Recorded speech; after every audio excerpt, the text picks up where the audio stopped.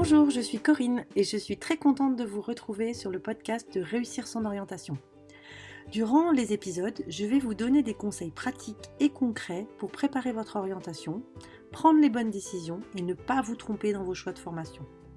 Alors si vous êtes parent et que vous voulez y voir plus clair pour aider vos enfants au collège, au lycée ou dans le supérieur, ou bien élève à la recherche d'informations, ce podcast est fait pour vous. Bonne écoute! Bonjour, aujourd'hui j'ai décidé de vous parler de la voie professionnelle, la voie technologique et la voie générale. Alors si j'ai choisi de vous parler de ces trois voies, c'est que j'ai souvent des parents qui viennent vers moi, en seconde souvent, parfois en troisième, parce qu'ils sont un peu perdus, et peut-être du fait de la région dans laquelle je suis, mais souvent on a l'habitude de la voie professionnelle, on a l'habitude de la voie générale, mais la voie technologique elle paraît un peu plus floue, parce qu'elle n'est ni professionnelle ni générale, et on n'est pas forcément toujours très sûr des débouchés de ces trois parcours. Donc, je vais prendre le temps de vous expliquer en quoi il consiste et surtout de vous donner pour chaque parcours et pour chaque filière les avantages et les inconvénients pour votre enfant. Alors, on va commencer par la voie professionnelle. Donc, la voie professionnelle, logiquement, c'est une voie qu'on va suivre après la troisième. C'est à ce moment-là que le conseil de classe de troisième va vous demander si votre enfant veut suivre une voie pro ou veut suivre une voie générale ou technologique. Donc, en voie professionnelle après la troisième, on a deux possibilités. Soit le CAP, qui va se faire en 2 ans, avec à la fois des matières à l'école, mais aussi des semaines de stage, ou alors de choisir directement de faire un bac professionnel en 3 ans. Le bac professionnel peut être rejoint après une seconde générale, si évidemment la filière a encore la place, et si le conseil de classe de seconde valide cet avis évidemment.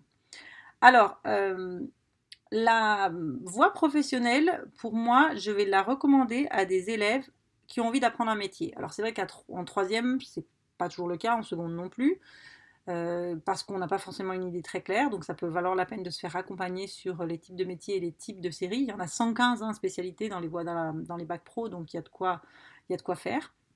Si votre enfant ne sait pas trop quel métier il veut faire, mais que malgré tout vous sentez qu'aujourd'hui il n'a pas envie de faire des études après le bac, ou alors il a envie peut-être de faire des études très courtes, mais l'école c'est pas son truc, qu'il n'a pas envie de rester assis derrière un bureau tout le temps, que l'abstraction, la mémorisation, les apprentissages scolaires en général c'est pas évident pour lui, peut-être que la voie pro pourrait être une alternative assez intéressante.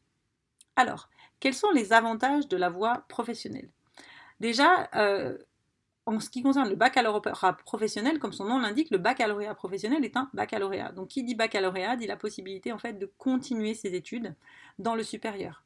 Alors, il faut savoir qu'aujourd'hui, les BTS ont des quotas de places réservées justement au baccalauréat professionnel. Et ça peut être le cas aussi dans certains BUT. Donc, on sait que pour les bacs pro qui auront réussi un bon parcours, leur poursuite en BTS va être plus ou moins garantie. Il faut savoir qu'aujourd'hui, il y a 60% de bacheliers professionnels qui continuent après, qui s'arrêtent, qui vont dans la vie active, mais il y en a quand même 40% qui continuent, et ce chiffre, il va être amené à se développer dans les années proches, et c'est vrai qu'on va encourager de plus en plus les BTS à faire des baccalauréats, les bacs pro à faire des BTS le plus souvent en alternance. Il faut savoir aussi qu'il y a des classes spécifiques, des classes préparatoires commerciales et scientifiques spécifiques pour les baccalauréats professionnels, dans lesquels on va les préparer eux aussi à faire des concours pour des écoles de commerce ou pour des concours pour des écoles d'ingénieurs, pour évidemment les bacs pro plutôt scientifiques. Donc c'est vrai que la poursuite d'études, elle est envisageable après un bac pro, en tous les cas pour les bons baccalauréats professionnels. Alors, quels sont les inconvénients dans la série professionnelle? Eh bien, il faut savoir que malgré tout, continuer dans l'enseignement supérieur après un bac professionnel n'est pas forcément facile. Alors clairement, dans des formations comme les BUT et surtout les BTS, les baccalauréats professionnels ont un gros avantage parce qu'ils ont déjà fait des stages, donc toute la pratique professionnelle, ils l'ont plus ou moins déjà acquise. Enfin, ils en ont déjà acquis beaucoup et ils arrivent quand même avec un avantage. Maintenant, il faut savoir que sur les matières plus générales, la marche est assez haute. Il faut savoir aussi que le plus souvent en bac pro, il n'y a pas forcément de devoirs à la maison. C'est en train de changer, ça aussi, hein, on essaye de les préparer le mieux en mieux avec la poursuite d'études en BTS, mais il faut savoir malgré tout que le rythme des études supérieures, le travail à la maison, la mixité avec les publics parfois fait que la marche est haute et les premiers mois de la formation en BTS peuvent être assez décourageantes et donc il faudra être prêt et prêt à épauler votre enfant et à lui dire que ben voilà, ça finit par marcher. Les taux de réussite au BTS sont bons chez les bacs pro, en tous les cas chez certains bacs pro, mais c'est pas forcément évident au départ. Concernant la deuxième voie, qui est la voie technologique, donc c'est cette voie qui n'existe pas dans tous les pays, enfin dans très peu de pays, qui n'est ni pro ni générale, elle peut être intéressante pour certains élèves aussi. Alors il faut savoir qu'à l'inverse de la voie techno, la voie pro, pardon, à l'inverse de la voie pro, la voie techno, elle se commence uniquement en première. Moi, c'est une voie que je vais recommander à des élèves qui, après la seconde, se rendent compte que l'école, c'est pas forcément fait pour eux pendant longtemps, et donc que leur souhait, c'est vraiment de faire des études courtes de 2 ans, de 3 ans. Alors après, pourquoi pas, hein, ils sont pas fermés à continuer, mais ils aimeraient bien y aller par palier. C'est des élèves qui ont souvent besoin de matières plus concrètes. Et donc, c'est vrai qu'en voie techno, on va retrouver des matières comme le management, on va retrouver des matières comme les sciences de laboratoire, on peut retrouver les arts appliqués. En tous les cas, on va avoir un peu plus de concret et à côté des matières générales aussi. Et ce sont des élèves qui ont de très bonnes capacités pratiques, de très bonnes capacités humaines, mais la rédaction, l'abstraction, c'est compliqué. Ou alors, ça peut être des élèves aussi qui ont beaucoup travaillé, qui ont peut-être ces capacités rédactionnelles et ces capacités d'abstraction, mais qui n'ont plus du tout confiance en eux parce que ils n'ont pas forcément bien réussi et ils ont besoin vraiment d'être soutenus, d'être encadrés par une équipe de profs qui vont voir régulièrement. Et c'est vrai que les professeurs de bac technologique ont souvent ont les élèves avec enfin, un grand nombre d'heures, les connaissent bien. Et donc c'est vrai que ça peut être intéressant pour des élèves qui ont un peu perdu confiance en eux de reprendre un bac technologique. Alors il y a 8 séries technologiques, toutes aussi différentes les unes que les autres. Ça va de l'hôtellerie-restauration au management de la gestion, le développement durable, les arts appliqués. Enfin, il y a énormément de possibilités. Alors, il faut savoir évidemment que toutes les séries technologiques ne sont pas présentes dans tous les établissements et que suivre un bac technologique particulier peut vouloir dire aussi changer d'établissement en première et pour certains élèves ça peut être un petit peu compliqué mais ça vaut la peine peut-être de faire des journées portes ouvertes. Alors malgré tout, attention, euh, pour certaines filières technologiques, il va falloir avoir suivi l'option en seconde pour pouvoir en continuer en première et en terminale. C'est pas forcément obligatoire, mais en l'occurrence, c'est vrai que les établissements vont donner la priorité à leurs élèves qui ont suivi l'option.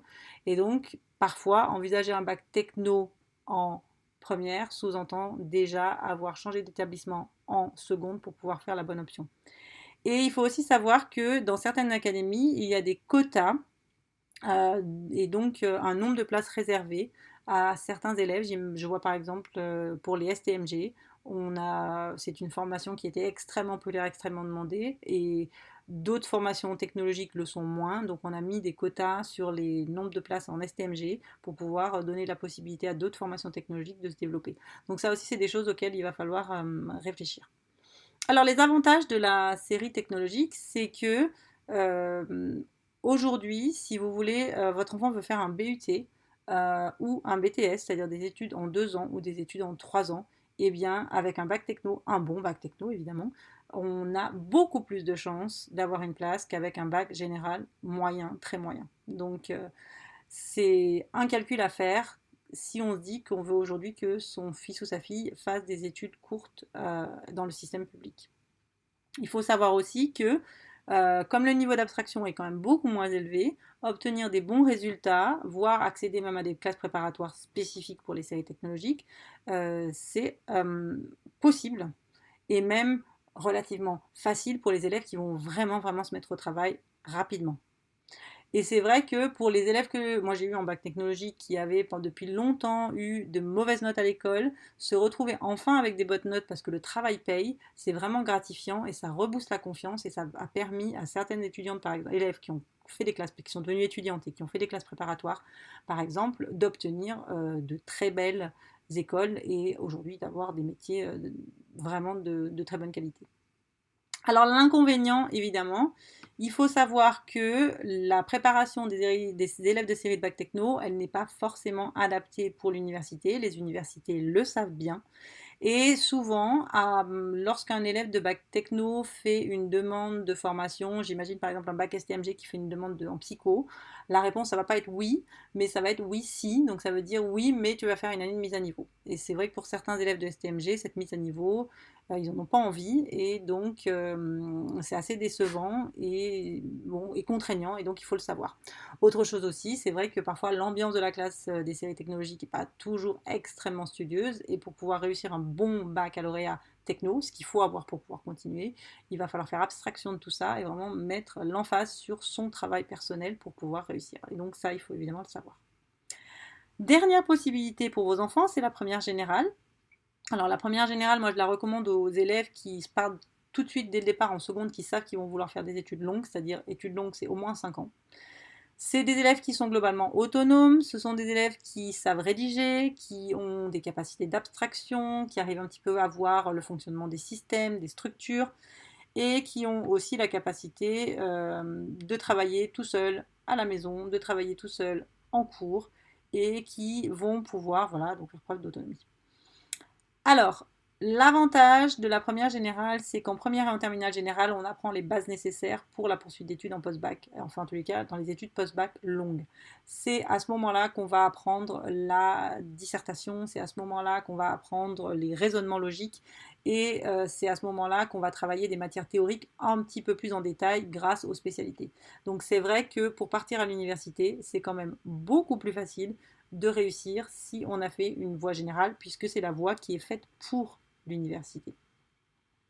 L'avantage aussi de la première générale, c'est que on va demander aux élèves de choisir 3 spécialités et donc, a priori, de choisir des spécialités dans lesquelles ils ont déjà des forces, des intérêts et qui vont avoir la possibilité d'approfondir en première et encore plus en terminale ces matières de manière à pouvoir choisir leur parcours universitaire plus tard. Et c'est vrai que s'ils ont un vrai intérêt dans un sujet, ils vont pouvoir se faire plaisir dans les matières qu'ils ont choisies et abandonner les matières qu'ils n'aiment moins.